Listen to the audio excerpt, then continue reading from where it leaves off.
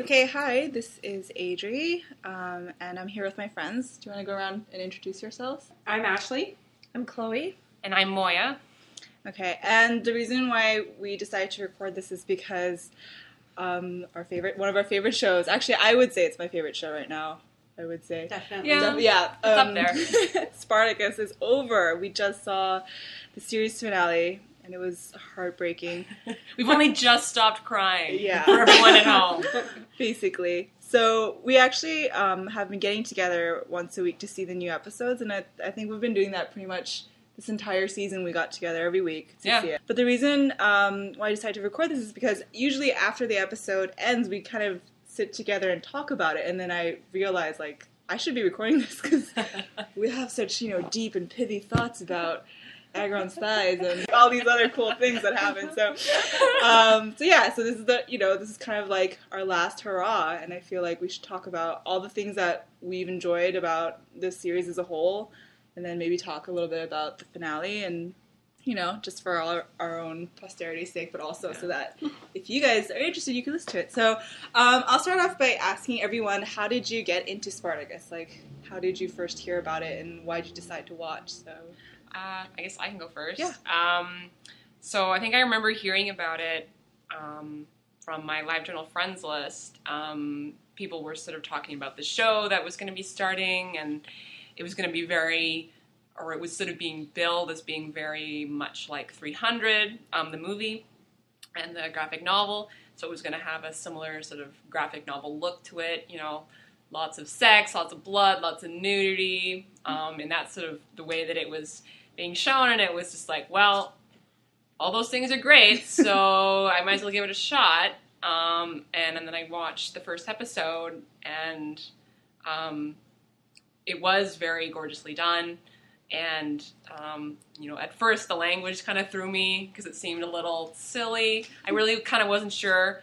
And then I didn't really watch any more episodes. And then people started talking about the fact that there were these two gay characters. One of them who was like Barca, who was like the most ferocious of all the gladiators in the Ludus. And it seemed really sort of groundbreaking in that respect. And people were talking about it as being really interestingly portrayed. So I thought, well, hey, I might as well give it another shot. And so then I watched the rest of the season and loved it. And that was kind of how it started for me. Well, sorry, I have a cold, so apologies. Yeah, we're like forcing her to do it anyway. I'm pretty sure that I started watching it because of Ash. I think we watched the first season together, and I think the whole season had aired by the time we started watching it. But I'd heard about it from several other people, and Ash had started watching it. And so she got me to watch the first few episodes with her. And I'm glad we watched several episodes at a time, because my reaction to the first one was kind of a bit, there were some, I didn't quite get really into it right away. Maybe it was like the language that threw me, or like some of the heavy-handedness, especially of like the early episodes with like Spartacus's wife and everything. It was a little bit heavy-handed, but once I pushed through onto the second and the third episode, it just kept getting better and better and better. I started watching it, so there was a marathon on like the movie channel or something during season 1. It was, and I don't know if that was a build up to the finale of the season or what, like why they were showing marathon, but I'm not gonna lie, like I started watching it because of Andy Whitfield's abs. I kept watching it because of Andy Whitfield's abs, but by the end of episode 4, that was when I was utterly and completely hooked by the world building, by, at first the style really threw me because I wasn't a fan of 300, and then I realized their commitment to their formula, their commitment to their design, to their aesthetic, to the language, to the costuming, the level of detail that went into every level of making it, plus the characters by that point fascinated me. So by episode 4, I was totally hooked, and I think I watched the whole season in 2 days. Wow. And then eagerly awaited every season after that. I feel like, well, I guess I'm the latecomer here, because I started watching it, I think, towards the end of Vengeance. My friend Eliza Jane, she is like a huge fan of Spartacus, and she was the one who sort of started writing about how the women on this show were so amazing, and like the things that they were doing was really groundbreaking, especially because it's a historical time period where, you know, women were like slaves, and they were dealing with those issues really well, and so her telling me that really impressed me. And also, like, I'm not gonna lie, I saw gifs on Tumblr and like they looked really hot, so I was like, all right, I'll give it a shot. And so I actually watched it with her. Like, I basically just marathoned it. I think for me, because I had like a goal of like catching up, I didn't even stop to like think about whether or not I was into it. Like, I was like, I want to catch up, I need to get to where my friends are at so I can watch it with them. But I remember, I think it helped too, because I didn't really have, like, waits between episodes where I would, like, lose interest. Like, I was interested because you could see that the plot was so intricate, and, like, episode to episode, like, the pacing was so good. So it's, like, the story's always progressing, and you always want to know what's going to happen next. And, yeah, so I really enjoyed that. And it was good that I had, like, a friend who had seen it already kind of warn me when especially terrible shit was going to happen. It's pretty gory. It's definitely not a show that I would have watched on my own. I actually like the language. I know that love the language. I really liked it, and yeah, it's funny because people say that's something that they feel like it's kitschy or like they can't get into it, but I'm like, I love it because it's like Shakespearean almost. And I think one of the things that like really threw me off first about the language was the excessive use of cock as a swear word. I was like, would they actually have used that word back then? Like, it felt really anachronistic. And then I guess I've sort of learned that it wasn't, or there was sort of an equivalent, or sort of, and so after having sort of put that to rest, I was able to just sort of go with it, and then came to appreciate the language much more. Because it is almost Shakespearean. It's got that sort of flow to it. And I think it fits with the intensity of everything else, where, you know, the blood is just like excessive and everywhere, and like the nudity is everywhere, everyone's naked all the time, and the sex is everywhere, so everything is just like up to 11. So it feels like to keep pace with that, they would just need it just fits. It totally fits. So like it you know, after I kind of go over that little hump, then it was fine. Well, it was just such a part of the world building in terms of like, I hate it whenever you watch a period piece and they're using modern language with modern accents, and it's so, like, I remember watching Man in the Iron Mask like 10 years ago or whatever. Oh my god, Leonardo DiCaprio. Exactly. It's laughable, right? It was so stupid because you've got all these people. It's just so, I don't know. I love whenever writers play with language. Like, you know, I'm a fan of Joss Whedon and Deadwood. And it reminded me very much of Deadwood in terms of the commitment to it, the consistency. It was like Tolkien-esque. It was like they created their own language, you know, and kept that consistent. And I really liked it. And I think who sold me on it, though, was John Hannah. That's what I was because he could completely deliver those lines. Absolutely. Perfection. Yeah. That's what sold me on it, really, was the fact that the actors are so good. And, like, especially John Hannah and Lucy Lawless, like, they, I think, like, just sold me on the language because their use of it was so great. And in the Gladiators and the Ludus, they were kind of a bit more stoic. They didn't really talk quite as much. So it was really in the Roman part there where you really started to get a handle on the language, I thought. Yeah, for sure. It's true. Like, I like the language because it forces you to really listen. Like, I mean, you can't. This is not a show that you can kind of like have playing in the background while you're doing other stuff. Like, you have to watch it and you have to really pay attention because you can blink and miss it. Like, there are things that happen that's so nuanced and like. I feel like that totally fits with like a lot of the other things that the show is doing, where like it demands things of its audience. It's not just in the language; it's in the storylines and the arcs and the characters. That it's nothing is easy. So and I think it totally makes sense that the language would be like that too, where it's nice to have a show that is not like it expects things of its audience, and so you have to rise to that expectation. You have to be an active participant in watching it. It's not just this passive reception of visual and audio, like when you're watching Honey Boo Boo or something, right? It's like, it's very much... Excuse you, that's a masterpiece. I've never actually watched it. No, but I find that's like I found that's like the number one thing that comes up. It's not the violence or the nudity; it's the language that people say I can't watch it or I can't get into it. Really? Because I've wrecked this show to like everyone I know, right? And one of the most common things I hear is like, "Oh, but like they talk funny." I'm like, "Well, you're wrong. It's so good. It's really good." And like you said earlier, like the fact that they use the word cock or like they say fuck and like they swear all the time and people are like, oh, like that's really anachronistic. It's like, are you kidding me? They have ancient graffiti from like the walls of Pompeii. Don't you know where they're like, we're the first culture to fuck. Yeah, right. But I kind of like it too because all the actors were from different backgrounds. Like you had Australians and New Zealanders, and you had John Hannah from Scotland. And English actors and American actors, but like they all were speaking the same dialogue. Like they were all speaking the same language because I thought that really worked.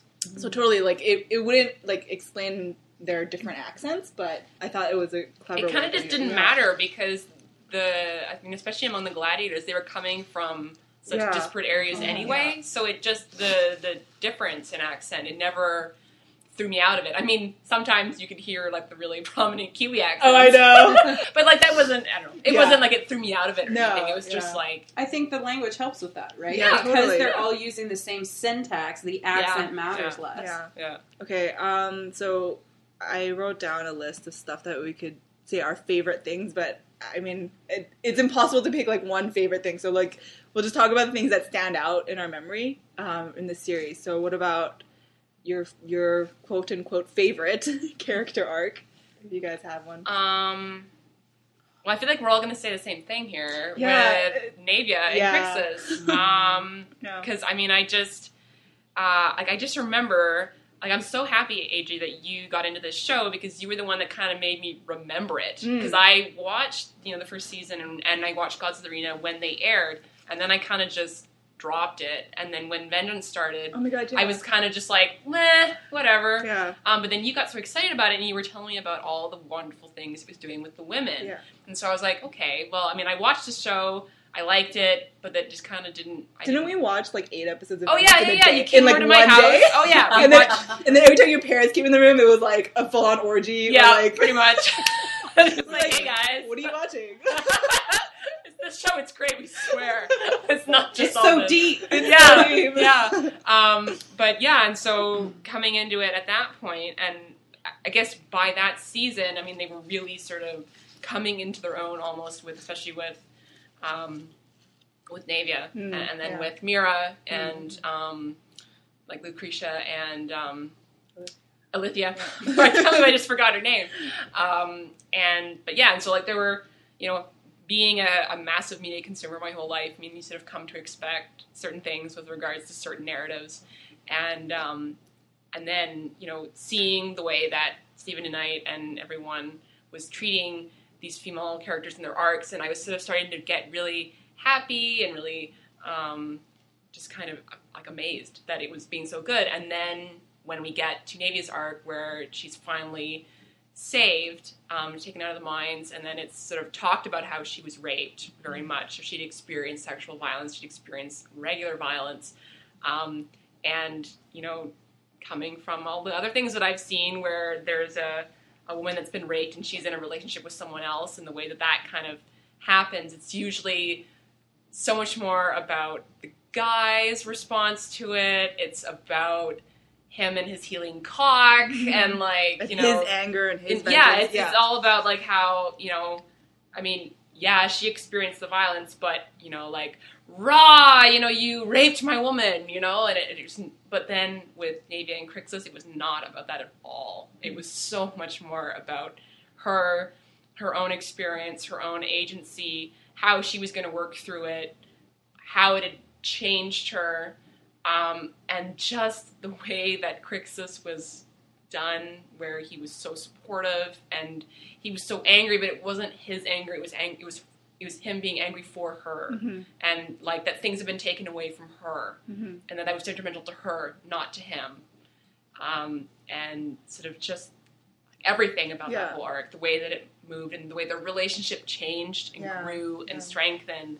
It was unbelievably satisfying. It was one of those moments where you don't realize what you've been missing until you get it. And then you get it, and then you're just like, I'm never going to be happy with anything other than this. Yes. And so now, I don't know how I'm going to go back to regular television after this, because I feel like no one else has any interest whatsoever in that kind of care and that kind of duty to characters the way that Stephen and Knight seem to be really just on top of that and so aware of those issues and of how to get around them. Mm-hmm. So... when we were talking about our most surprising moments or whatever, I'm pretty sure that the most surprised I've ever been watching any television show ever is when Crixus holds Spartacus back when Navia is fighting Asher. Oh, yeah. And she's like, I'm doing this. Yeah. And he would have let her die. Yeah, because she needed to choose. She needed the agency to do that. And he respected that. And I was just blown away because I have never seen anything like that on TV before. Ever. And it's just an extension of that. Like you said, those little things that they get so right. Or like in this season, whenever... she said, you made me strong. And he's like, no, I didn't. It was your will. It was your hand. You did this. Don't give me the credit. What? What is happening? Yeah. And it was so beautiful. Their relationship was just so perfectly done. I feel like you guys covered it really well. Do you have anything to add, Chloe, about... any other character arc that stands out in your head? No, it's definitely Navia for me for all the reasons that they just talked about. Yeah. But I think it's also because in the first season, the Navia and Crixus romance was not the most interesting part of the show at all for me. It was a bit kind of attraction from afar. They're on opposite sides of the bars, and Crixus was he didn't know how to do anything. He didn't know how to say anything. Anyway, and it was just kind of you didn't have that kind of faith in them or their relationship that you did. And then, so what really amazed me in season 2 was that all of a sudden I was incredibly, incredibly invested in their relationship. And I think that's a testament not only to the writing, but also to the actors who were just phenomenal. Totally, yeah. I think, not to say anything against the actress who was originally Navia in season 1 and Gazarina. I love Cynthia. And, she's has such an amazing chemistry with Amanda Bennett, I think. Yeah. And, I feel like they really reached, a new level of acting, the two of them, because, you said, it's just, you believe in their love so much. And, the reason why, I guess, you care so much about their romance is because, they respect each other in its equal. There's no, he is so much stronger than her.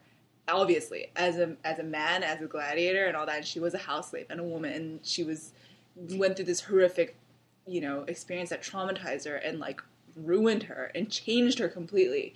And, he was able to help her come out of that, but not by, punching things or, killing people, but just by, being there. Yeah, by being there for her and allowing her to decide what would make her feel, what would be able to make her heal from, that place. And for her to be I need to learn how to fight. I need to learn how to protect myself so that no one can ever touch me again if I don't want them to. And he was all right, I will help you do this. And I just love that was how, they decided to approach it. And for me, a lot of it was, I seem to remember, I can't remember exactly, but he would always be asking her questions. So he would be what do you want me to do? Yeah. Yeah.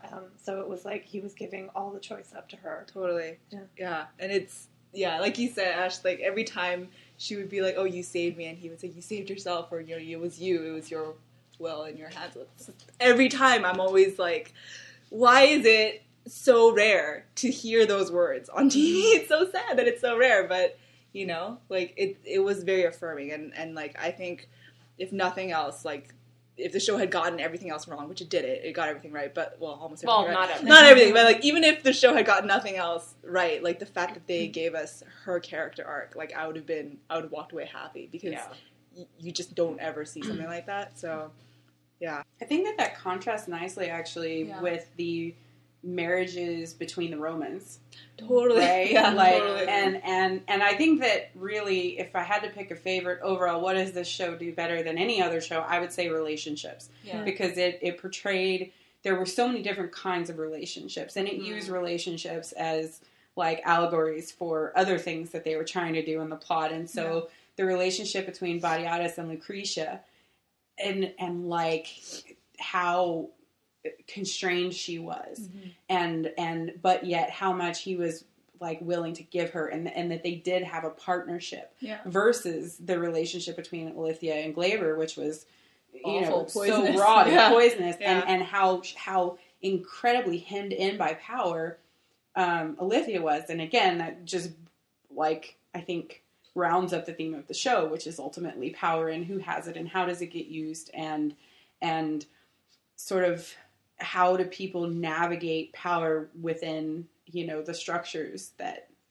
bind them. So, I mean, the show is really smart about basically showing you like the real results of what happens when you have certain social structures. Like, slavery is not just a concept. Like, this is the actual ugly side of it. Like, people die because they aren't considered human, or they aren't considered of worth. And like the the episode, was it Party Favors? Was it Horse? I don't remember. The one where Varro dies. Party Favors. Party Favors. Like, that was the episode where Spartacus, like, had that turning point where it was like, this is the truth. Like, because Romans treat slaves like they're not real people. Like, my best friend died because of a whim of this child. He just felt like it. And prior to that, Spartacus had been accepting his position because he was the top of the heap and the ludus. He was getting, he was enjoying his life to some extent. And he had that slap down, that reminder of, no, you only matter up to this point. Right. And it reminded me of Gannicus's arc, right, in Gods of the Arena with, like, I remember early on, he's like, that's the best part of being a slave. You don't have to make a choice. Right. And then the choice gets taken from him. And then he's like, oh, yeah. Changed my mind. Do you guys have a favorite death? We just had to sit through like 10 in a row. What do you guys have? I think Asher's death will like just saddest. I mean, I think I have like a different favorite death in the sense of like a really satisfying death, and then like just a really like crazy fun to look at death, or just like, wow, I can't believe they just killed someone that way. Like I guess Asher's death is the most satisfying because he was such a wonderfully slimy, awful character.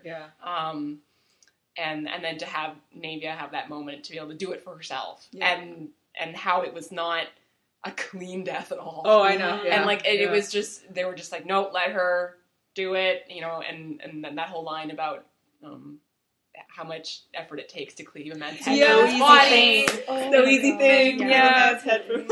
So that was super awesome. And then I guess in the same season, or no, I guess it wasn't. Oh yeah, no, I guess it was. Yeah, same season. When Glaber died, and Spartacus shoved the sword down his throat. Roman finally learned very subtle. Yeah, on his knee. Yeah. Parallels.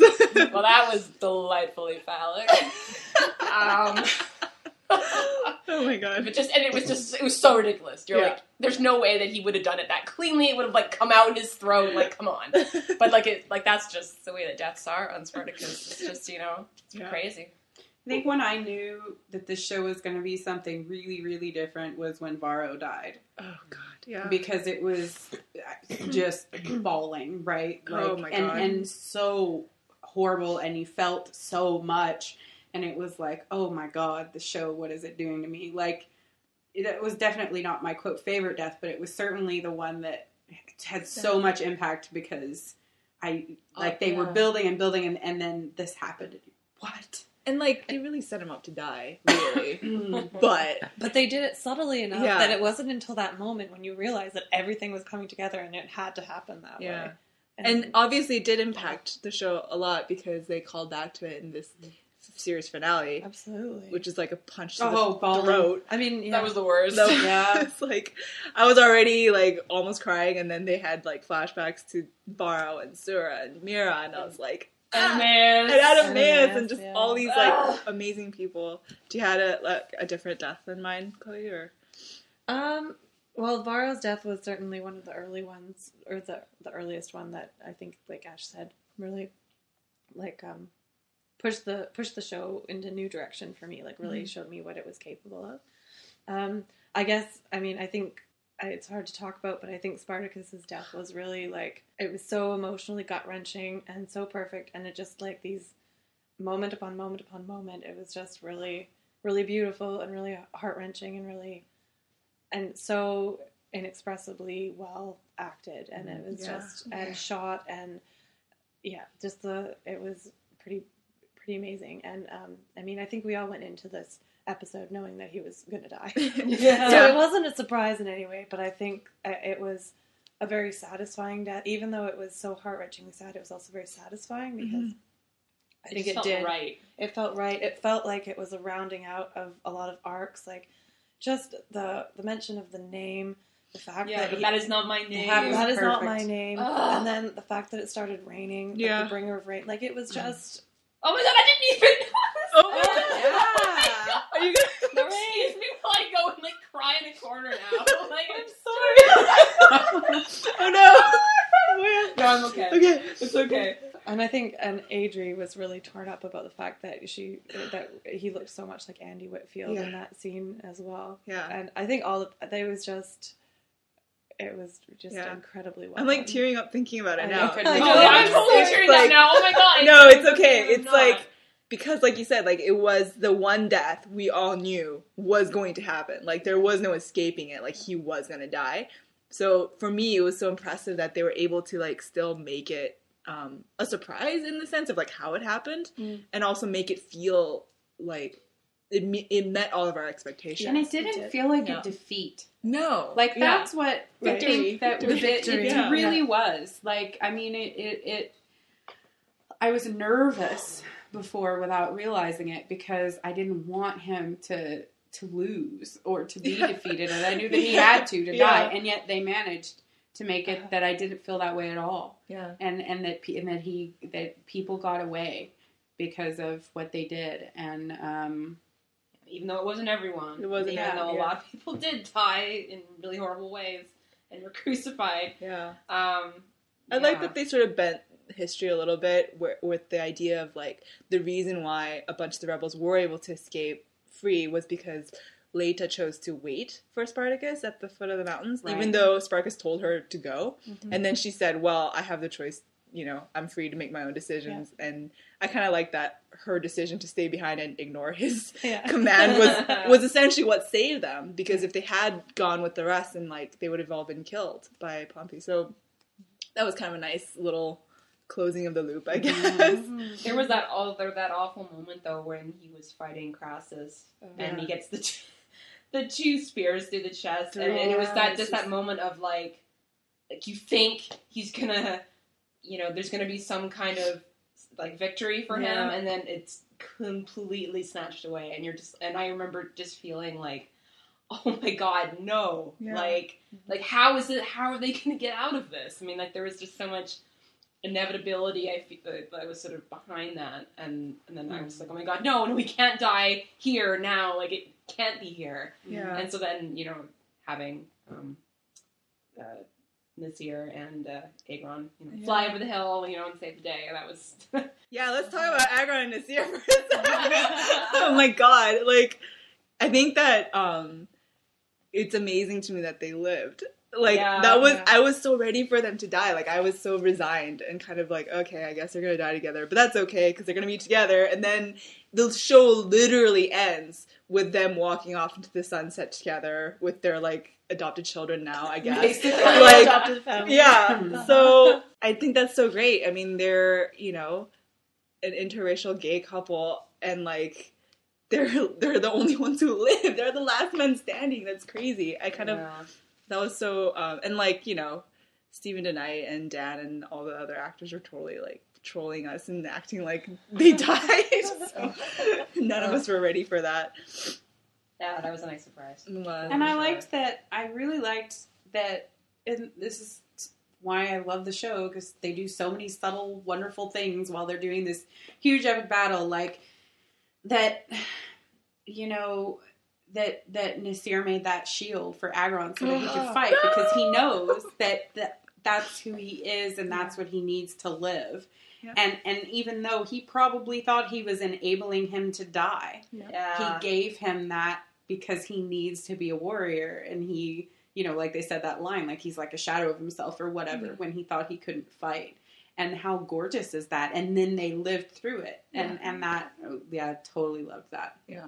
Yeah. Because, like, you know that if Agron hadn't gone and taken part in the battle and then had still lived at the end, he would not have been happy. That would not have been a good ending for him. Yeah. You know, it would have been, you know, to not have been there with Spartacus and with the rest of them. Yeah. That would have been horrible. Totally. And can we just talk about, again, this is why the show does relationships so well. Because the people who are couples know each other. Yeah. And then their actions are based on this knowing. And that is just so freaking great. Because, like, that's what a great relationship is it's being known and then using, and then, like acting on that knowledge with each other. And all of the couples that the power couples on the show were like that. And that's even the Roman ones, right? Yeah. Like, that was one of the things that I liked about Glaber and Alithia, is that they knew each other's evil together. Yes. Yeah, we are both evil and we're going to be evil together. Yeah. Because you see that so often where, like, even though a show or a movie or whatever, or book or whatever might be telling you that these two characters are, like, close and super in love, like, the narrative will create some kind of really ridiculous plot device where someone is keeping a secret or something happens, and it just, they create drama out of nowhere, where if these people were actually as in love as you're telling me they are, that would not sustain itself. It would get fixed. Like, it would not. And that's the other thing the show does well, is love. Like, the way that it portrays love and the different manifestations of that, the different ways that can look for different people. It was so mature. It's so much more mature and realistic to me than almost anything else on TV, than pretty much anything else on TV. And it just, that was what killed me about episode 8, when Crixus died. On all the goodbyes that they had and all of the conversations that were had, because there was so much love in that episode that people were showing towards each other, and acceptance of choices and knowledge of each other that then translated into action. And that, to me, is love. Like that Bell Hooks quote, that love is not a feeling, it's an action. Mm-hmm. And they really, I think, did really well with that this season. I mean, I can think of relationships like that in other shows that I've seen, but not genre shows like this. Yeah. So, I mean, there's definitely other shows that I've watched that are, you know, on the same level of quality and with the same level of relationships, but in genre TV, I don't think I've seen anything like it. No. Not really. Mm-hmm. Or not that consistently. Like, shows might have their moments of brilliance, or, you know, like one couple that's really good, but then they just fall down elsewhere. But for a show that was so bombastic and so entrenched in its genre, to then rise above it in all these really wonderful ways. And, like, the thing is, like, it's not, like you said, it's a genre show that has amazing characterizations and relationships and stuff and writing, but it's also got, like, kick-ass action and, like, the most intensely choreographed fights I've ever seen, ever. And they do it, and it's a show, it's a TV show, and the quality is insane. Like, it's all green screen, 100% green screen, so it's all indoors, but they managed to make it look like you're out, like, the sets were insane, and the costuming and the just all that prosthetics and I mean, yes, there are times when you can really tell it's, like, fake, but it's such a recognizable style, and it's so unique to the show, the look of the show, that it kind of becomes a part of the world, and you just buy into it completely, right? It feels like a play to me, like some of the staging sometimes, especially in the early season, like season 1. Yeah. That was very much what I thought, like with the sets that they were, you know, like you go see a play and they'll just have an arch or something. And they were doing that a lot in season 1, and then they would add the green screen in the back. But I feel like if because they committed to their formula and their style, I never resented it. I never got thrown out of the story because of it, because they were just so consistent with it. And there was everything, like we were saying, like with the costuming and with the action and whatnot. Like the rest of it was so rich and so real that it just didn't really matter. Well, like, I've seen some of the, like, we watched, like, the behind-the-scenes stuff and the Blu-rays, or the DVDs, I don't know. But anyway, they had a commentary about the costuming, and, like, it's down to the tiniest details, where it's like, you know, Caesar has a wolf motif because, you know, that's, like, his family, whatever, or whatever, right? And, like, you know, Crassus has the boar, and then Spartacus obviously has a snake, so he has, like, serpents on his, like, armor and all that, and like they each have like very distinctive things, and it's not just the look of them. Like they each come from a different part of the country. They come, so like their culture is in their clothing, and you know the way that they fight. They each have like a stylistic change. Like they have their signature moves. You want to talk about that, Ash? You want to talk about that? She's smiling. I love their signature I moves. do too. With like you know that Nasir always fights with the spear, and that. You know, Spartacus does this little cat hiss. Yes, he does. I love his little cat hiss.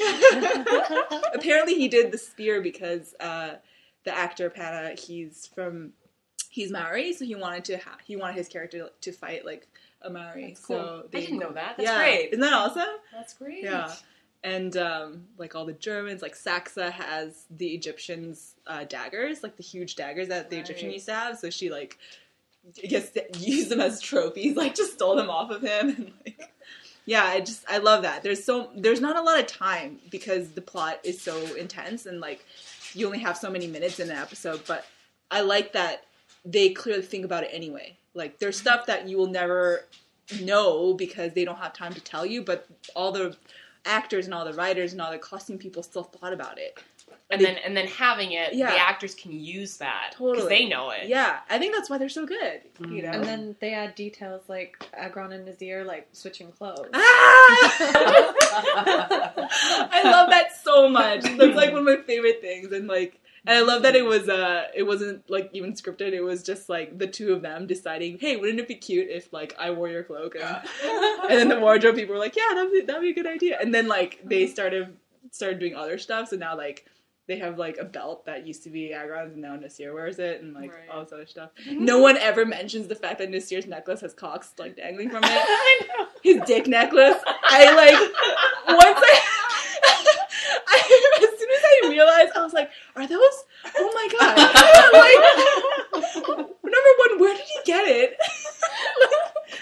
I want to believe that, like, he, like, in the downtime between battles, he, like, carved it himself. Carving dicks for his necklace. Or it's like every guy that he killed is like represented by a cock. I don't know. I don't know. It was so funny. And, like, but, like, when this year, too, like, going back to character arcs, I love seeing how far they've come from, like, where they began. And, like, Nasir is he's, like, my favorite character, so I'm super biased. But, like, I love that he was raised a slave, and when Spartacus freed him, he was like, fuck you, I didn't ask to be free, and I had a good position in this house, and now you've completely, like, fucked me over, because what am I going to do now? And so he tried to kill Spartacus because he was so angry about it, and now he, you know, he's like a warrior, and I kind of love that they sort of, again, they didn't have a whole lot of time, but I like that they sort of explored that idea of, like, you know, not all slaves wanted to be free, because not all slaves are mistreated, but does that mean slavery is therefore okay? Well, no. Like, with the Romans, like, Laeta wasn't a terrible Roman. She was a good, you know, she was never mean to a slave. And she even says that to Spartacus, and he was like, too bad. Well, you know, shrug. Like, you still benefited from the fact that, you know, your society was built on the backs of slaves. And even if you personally was never cruel to a slave, that doesn't mean that, you know, you're exempt from being part of this class that, like, you know, is an oppressive society, right? So that's the thing that, I think season 2, especially because we've talked a bit about like Nasir and then also Nevia's arc in season 2, and a lot of the characters in season 2, it was all kind of like about transformation and like change. Like it was happening a lot in that season, because one of the other arcs that I really liked was Mira's arc in that season, and she was also kind of taking it upon herself to learn the bow and arrow and become kind of a member of Spartacus's inner council and everything. And like there was one of that amazing episode where they go and burn down the arena in Capua, and you realize that like Mira's like leading this group of gladiators, and she's the one who's telling them what to do down there and everything. Like it's just kind of a phenomenal thing when you think about where she came from as well, which was as a house slave. And I really didn't like the way that her arc ended. Yeah, I know. That was a death I was upset. Yeah. There were a lot that episode, but that one and Animaeus, right? Like, no. Those are two deaths that I was not okay with. Yeah. Like, well, and the way that she died was a little too serve Spartacus's man pain for my taste. She didn't have a good death, really. Like, in terms of the arc of the show. It was one of the few deaths where I was like, it seems unnecessary for her to die. Yeah. Like, it sort of led to them using the vines to get off of the Vesuvius, but I'm like, well, is that really why you only killed her so that they could figure it out? Killed somebody else, you know? Sure. Like, literally anyone else. Literally anyone except for Mira, who I loved so much. And like, oh god, jeez. Actually, yeah, I would say that this show does do love really well in relationships really well, except for frickin' Gannicus and Sibel in this final season where it was so forced. It was horrible.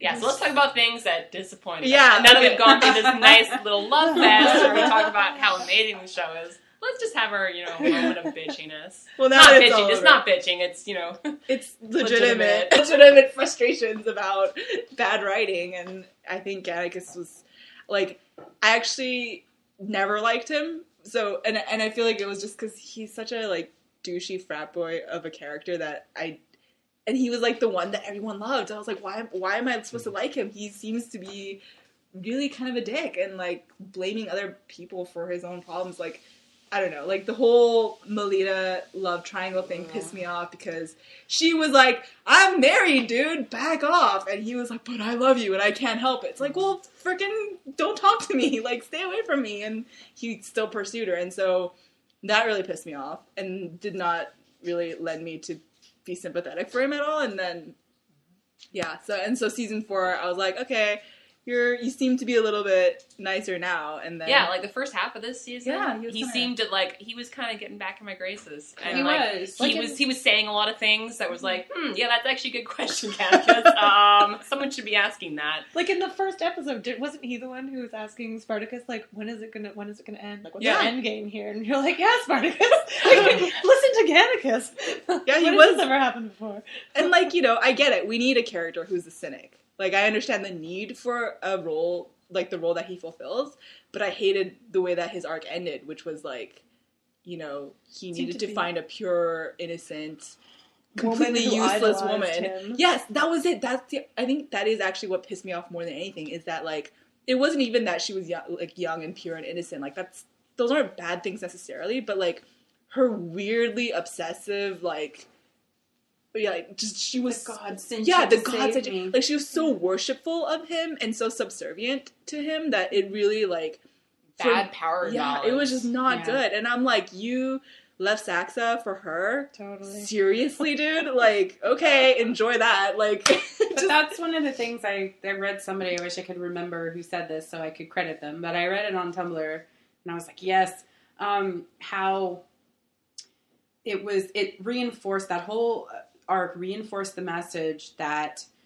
sort of independent bisexual women are there for fucking and having fun with, and virginal, innocent, sweet, subservient girls are for loving. Yeah. And they're gonna change you and make you a better man. Exactly. Like, civilizing influence. It was so gross. It was and I was really like, that's exactly, put your finger exactly on what bothered me about it. I'm kind of, like, surprised that there wasn't some sort of reveal that she was pregnant at the end. Like, that would have just, like, that would have been just, like, capped it completely. Like, gross. I mean, they had the other baby, so there was, the new life. But, I'm really surprised that actually didn't happen. They were really, like, that line, oh my god, they're in that sex scene where it was just, like, hair. That was literally the flowing hair, the golden locks, and then you saved me. No, it is you who have saved me. I was like, wow, this Gross. I feel like it could have been so much more interesting if his love for her had been platonic, or at least not acted upon sexually. Like, because, again, in the past, what I thought the show did well is avoiding stereotypical relationships, and that, like, seriously, it would have meant so much more if he cared for her and she gave him this reason to care beyond himself, when it wasn't just about, you know, the booty. And it was like, how else am I supposed to see this? She had no character development. I mean, that's, again, you know, if we're talking about disappointments, I mean, this season was the weakest season in terms of characterizing women. Yeah, for sure. Especially new, like the ones that they introduced this season. Yeah. You know, they were just there to service, literally, in some cases, the men, right? Yeah, actually, yeah. Even Laita, who's I liked, she was probably like the best of the women, but it was like Laita and Cora. Or Corey. I don't know how to say her name. And Sibel. Those were like three new women. If I'm forgetting any, I'm sorry. But like of those three, maybe Laita is the only one who kind of had her own arc, but still not. She didn't really have a lot. I mean, she was a Roman who became a free like slave and sort of went through all that. But I don't know. I still don't feel like she had a whole lot. And Corey, like, well, there wasn't a lot of maybe there wasn't like as much resolution or something. Yeah. For that storyline. I mean, I guess. I think she got, of the three, she definitely had the best. Well, I mean, I think it's sort of like, what do you look for in a character? You look to know why they're doing what they're doing. Yeah. Right? Who are they? What motivates them? And I felt like I knew that about Alithia. I knew that about Lucretia. I know that about Navia. I didn't ever have that sense with any of the main lead women this year. And I think that is sort of what, to me, made it feel disappointing. I didn't know who they were, what they wanted, why they were doing what they were doing, apart from loving Crassus. I liked Crassus in the first episode. I was like, it's interesting how much they were able to reveal just in his interactions with the slaves and with seeing how he was somebody that the Romans sort of ostracized because he was like, he didn't have a name or something, and he was just rich through means of, who knows, like he was just really clever. Who said it? He's like the Tony Stark of ancient Rome. That's awesome. But, you know, I just feel like I could kind of see why she would love him, in the sense that there's a lot of history there that's implied.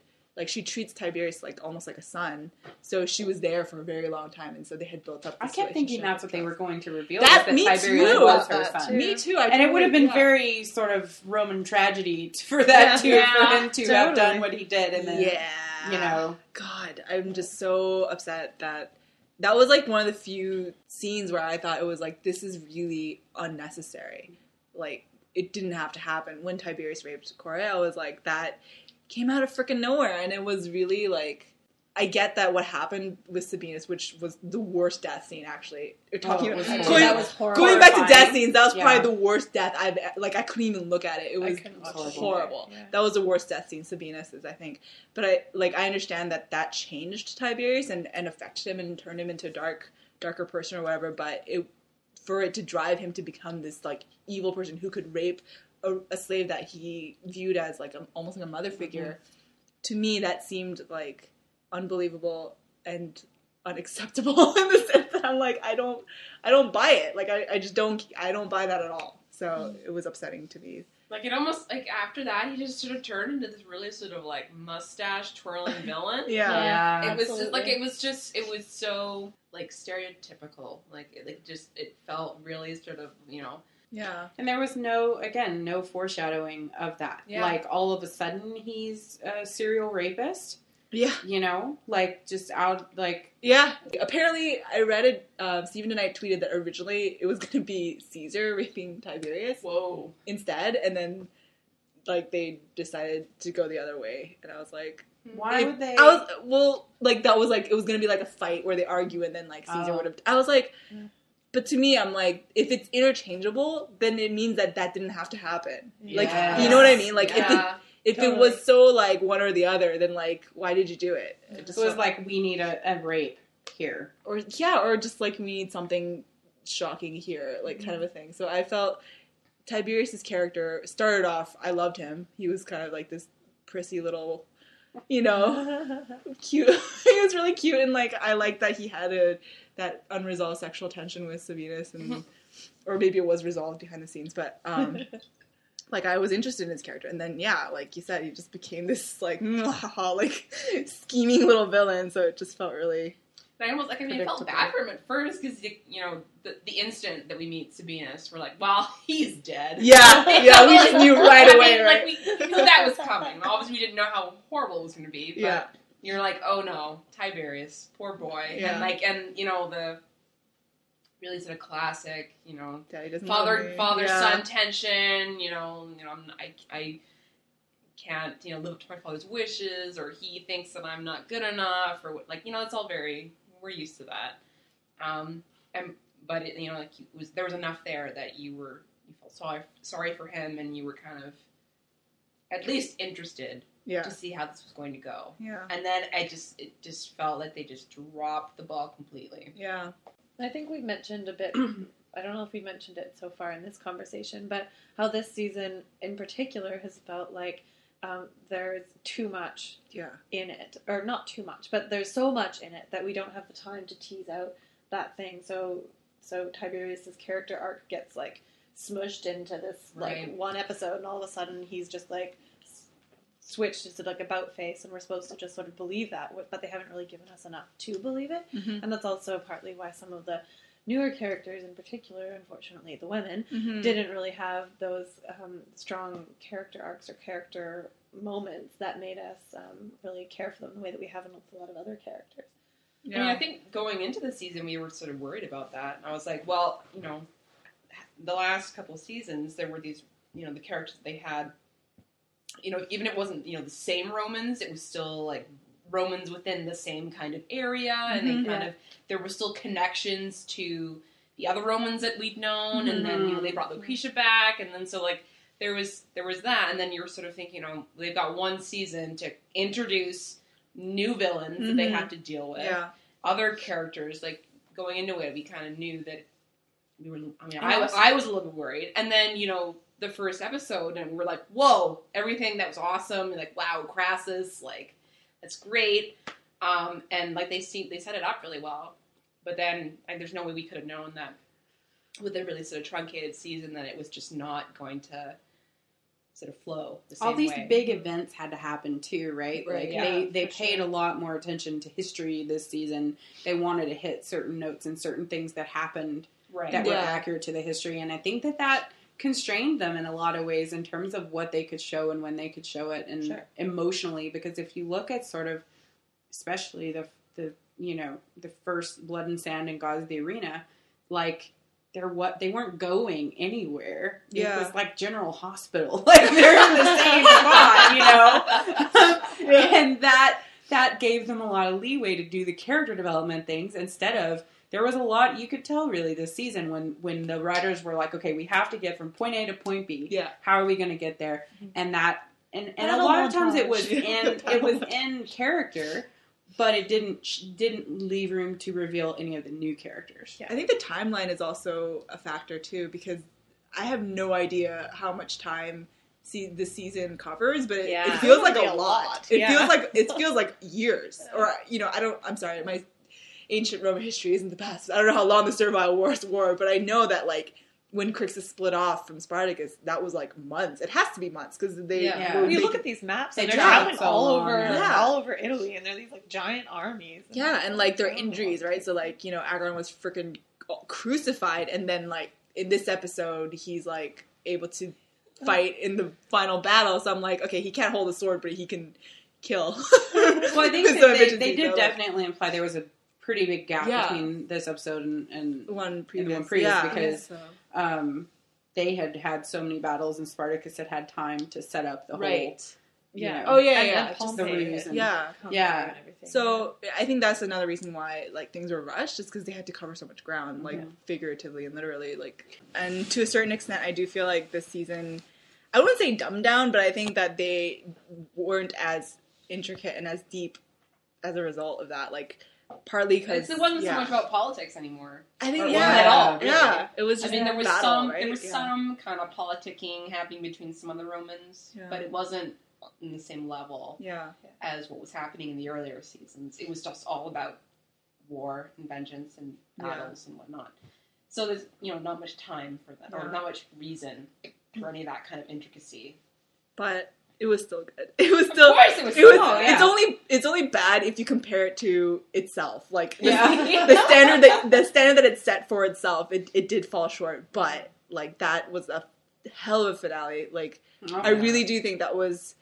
I'm so glad that they decided to end it even before they had like started filming. I guess like they pretty much knew. I think before they even started filming the season that this was the last season, and I think that really makes a difference for them to know going in that, okay, we're going to end it here. And so they kind of just went completely, all out. Yeah. Just thinking, even the way that the episode was like framed at the beginning with the all of those scenes of the other gladiators invading the villas and saying, "I am Spartacus." Yeah. And like that's like obviously like classic moment, and like calling back to Andy Whitfield saying that as well. Mm-hmm. And then at the end where you have Spartacus denying that name for himself, right. And it's kind of like that's just so beautiful in a way, like that it is a name that all of them are claiming, right? And it's just really beautifully put together. That part of it. The name yes, it was really good. Yeah, and just again, Liam McIntyre. Holy crap! Like seriously, it makes me so sad that like this is never a show that's going to get any kind of like significant recognition in terms of awards and stuff, because I really do feel like it's a show that has done things that has never been done before. Can I just Liam, awesome, but Manu Bennett, he was amazing. He was amazing. Crap. Like he was so intense and so amazing and so just. I was blown away. Yeah. Like every time he was on the screen, I thought he was bringing just this amazing intensity that I believed him. Like it wasn't Manu. That's Crixus. Yeah. I don't know. I want all of these guys, all of these Spartacus actors. Like I want them all to be so successful because there's some amazing talent and seriously in this cast. Like wow. Yeah. They're all in LA now, so hopefully they can cast them in pilots. Yeah, cast them in Incursion. I want them all. Cast them in Incursion. Spartacus Space AU. I want them all to be in space with Steven DeKnight again. God, I was really, really blown away. I think everyone brought their A game, I guess, because I think knowing that it was the last season probably helped them too in terms of like giving it their all. I guess I don't know. Yeah, put it all out on the table. Yeah. Also, like on a purely like shallow note, I think everyone has never looked hotter. Nope. Yeah, season 3 has definitely been one of the hottest. Like, wow. Dan and his thighs, like, I can't not talk about Agron's thighs for a second. Let's just take a nice little detour. They are the most shapely thighs I've ever seen on man or woman, or like, any living creature. Like, he's just got... horse flanks. My God, those haunches. They're like that scene when they were still in Sinuessa, where he like goes like Errol Flynn's down the and that was the best shot of his thong. He has like this garter thing that he wears around his thigh too, and it's really distracting. Anytime there's like a serious moment, I'm just like, what is that holding up? What is your armor holding up? It's just straps attached to nothing. Ah, yes. The bondage armor. Navia's straps looked incredible. Yeah, at the scene in the faux arena scene. Oh my God. She looked so good. So stunning. I was blown away. I love the costuming this season. And I love that it seems very like, they literally just like pulled them from the bodies of dead Romans. Like it was so cobbled together and they each had their own unique style. I really like that. So.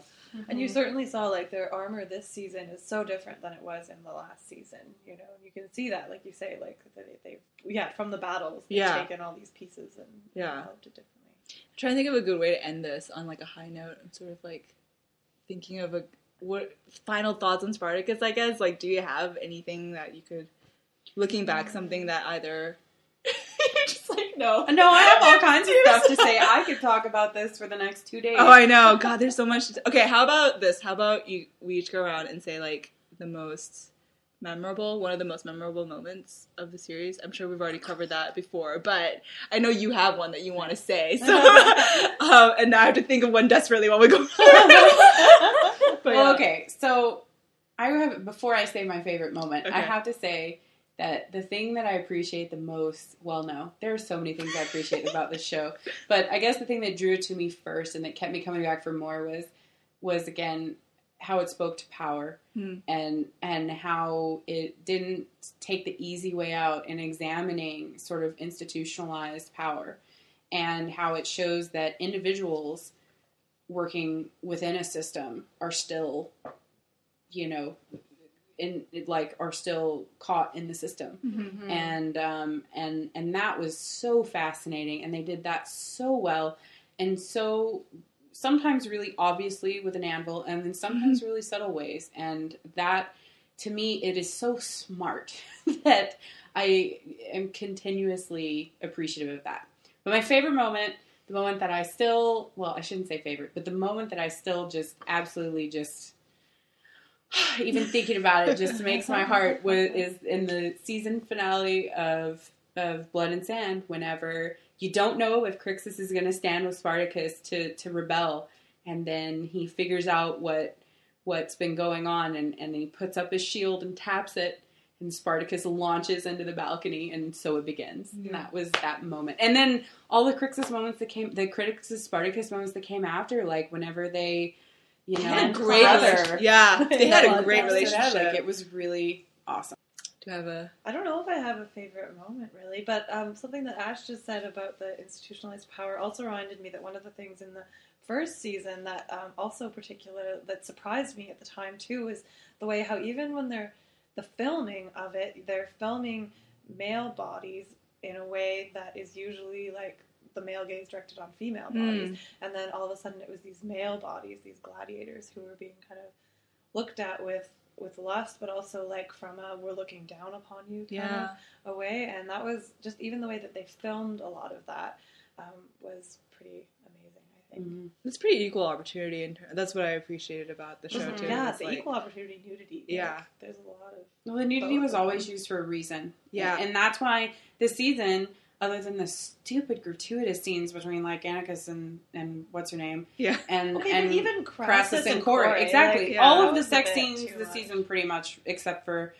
Agron and Nasir's, which really was just selfish of me to say. But pretty much that totally had a most reason. of them were really gratuitous, right? And, I can't think of, like, a favorite.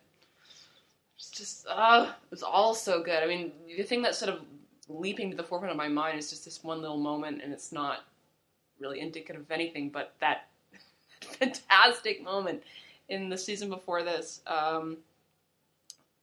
shortly after they got Naevia out of the mines, and they were in the forest, and they're fighting the Romans, and then Naevia's just, she's fighting, and then she just freezes, and she's like totally about to die.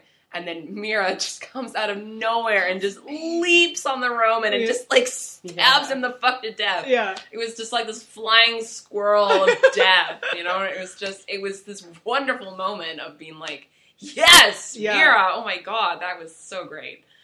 She was amazing. And that was... I just remember watching that for the first time, and I was just like, yes! Oh my god, that was awesome!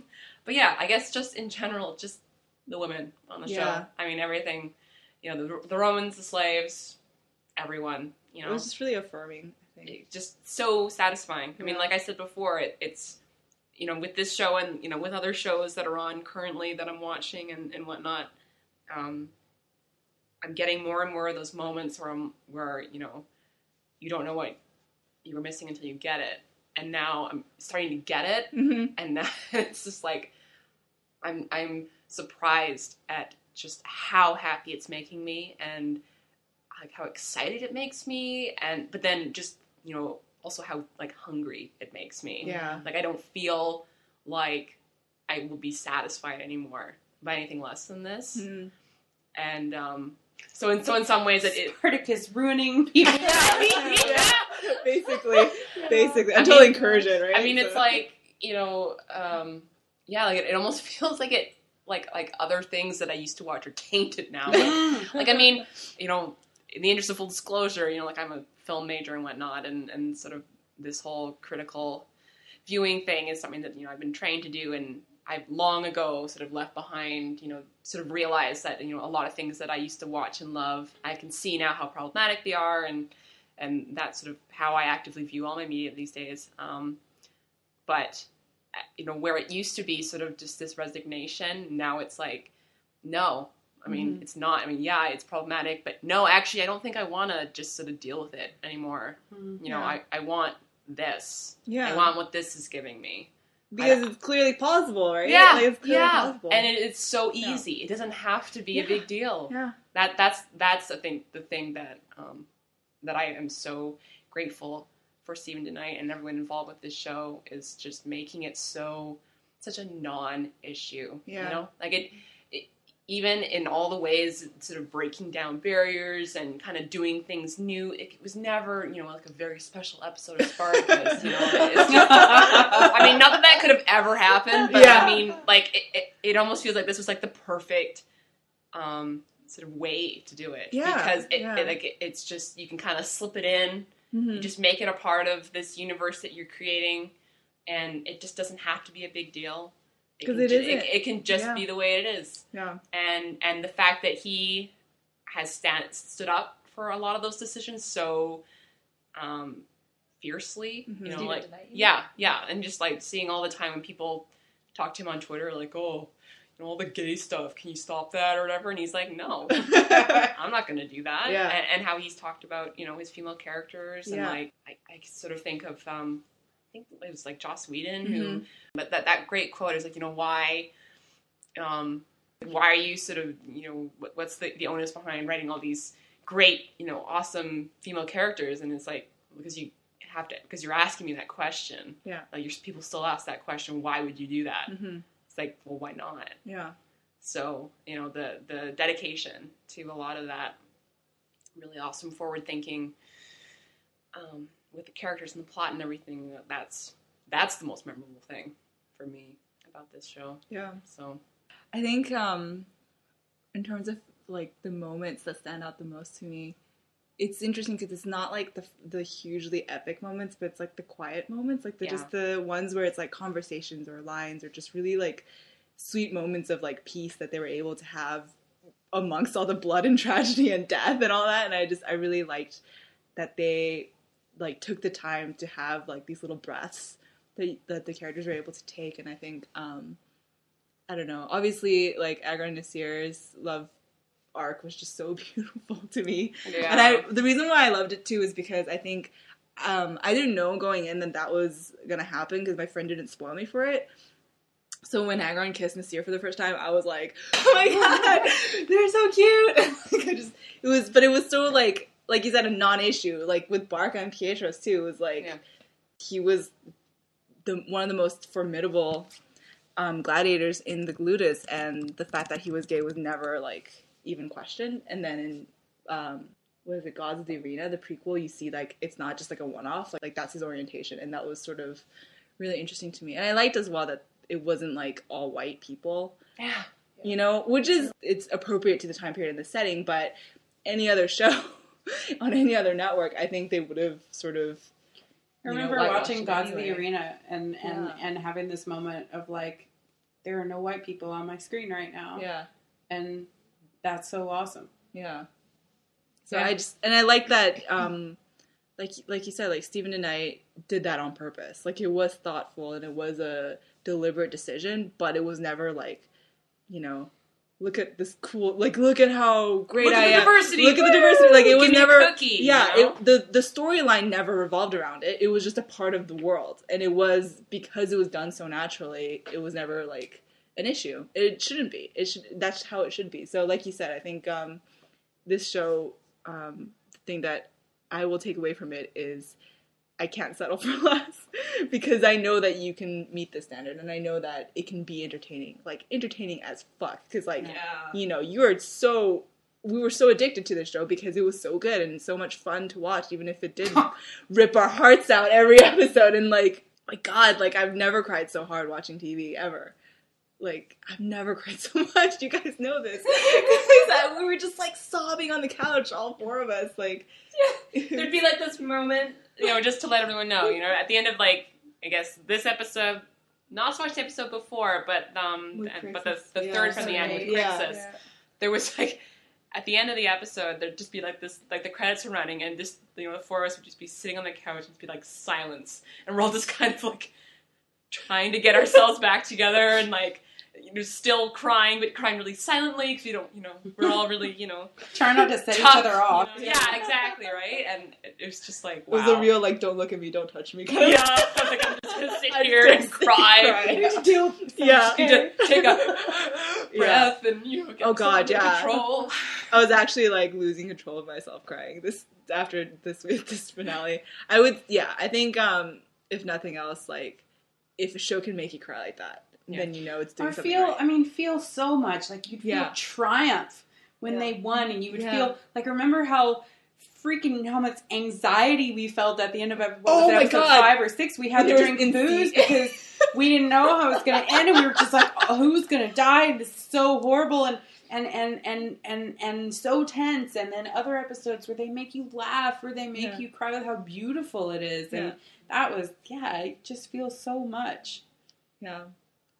So good job, Spartacus. Good job, Spartacus. Good job staying tonight and team. Okay, I think we're gonna end this here, and thank you all guys for listening. Thank you guys for participating and for agreeing to record our craziness for everyone to listen to. All right.